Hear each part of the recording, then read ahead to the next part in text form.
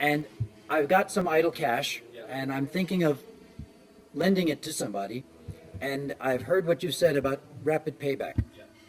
My concern is that the person to whom I lend the money is going to try and pump up and front end and maybe even asset strip, do all kinds of things to make those profits look good in the early years. I'm happy and I'm going to lend the money because we've all got a deal now and it's going to be rapid payback. But later, maybe I haven't left much for Rwanda, maybe even in terms of social responsibility. That company isn't strong in the long term, although you've been paid back and you walk away happy. Can you talk about this a little bit? You sound like a private equity investor in the U.S. That's what private firms would buy public companies, take them private, strip all the assets, and then sell them back again as public companies, or try and sell them off, or they would let them go bankrupt or something, and then let the bondholders sue them for having taken all their equity back. You can say, you can't sell any assets until you've paid me back X, or you can't pay any dividends until you've paid me back a certain amount. But this goes to the heart of almost, it's interesting that we've taken a turn towards management. You know, ultimately, you're investing with people. You know, we were dealing with numbers, but there's people behind every numbers. I deal with numbers because I like numbers, and they tell me a story about the people. I'm the treasurer at our church, and I do the board meeting reports. And I always tell them, these are numbers, and a lot of people's eyes glaze over because they're there to, you know, pray for people and feed people and do great things. But I say this number tells a story about the health of all that. And ultimately, every organization is just people. Even if you have a lot of physical assets, it's just people. Why does, you know, I grew up in a city in Ontario, Hamilton, Ontario. There was a steel company on one side of, it was called a slip, or a body of water, and a steel company on the other side. My dad worked for Dofasco. There was another company, Stelco. This company struggled. Never earned its cost of capital. Was always laying off people. Was always losing contracts. Dofasco was doing well. What's the difference? The senior management teams couldn't have been more different in every way you can't even detail. The same thing when you're accepting an investment. You really want to evaluate the person. Why are they making this investment? What's, you know, you don't want to get too ethereal about it, but what's their heart? You know, are they in it for Rwanda? And this is what I was talking about with capital controls before, and the example of Iceland. People want to make money. When I'm like an investor, I want to invest in the company. I would consider first the integrity of the company rather than the payback. Because as you said, the company may pay like in 2-3 years, and then the next 3 years it fades. So the most thing I would consider as number one would be the integrity of the company rather than the payback.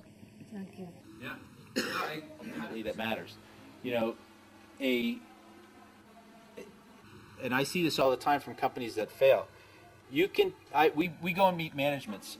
Next 2 weeks from now, I'll be in Asia visiting companies that make electric vehicles and batteries for electric vehicles. All that they tell me, I could get them to tell me on the phone, or in an email, or reading their website. The reason I go is I'm measuring the people. Are they telling me the truth? Are they looking me in the eye when they're talking to me? Do I trust them? You know, I'm going to decide if I'm going to put $50 million in their company. I have to know that I think that they're in it for the right reasons. Make mistakes all the time. Some people are good actors, but you have to have integrity. Or in manufacturing sites, I'm not sure, but those 2 points, if you can elaborate. Well, the multiplication is just I think in emerging markets, prospecting different markets, and then I hope also we'll be prospecting our market. As you know, as you go to these different emerging markets, as you know today, there is the issue of currency war, if I can call it this. Even I was reading The Economist talking about the war of currencies. And then today there is a kind of fight between emerging market with developed market, if we take case of China and the US. So do you have a stake on this, or how are you going to mitigate this risk? What's going on here?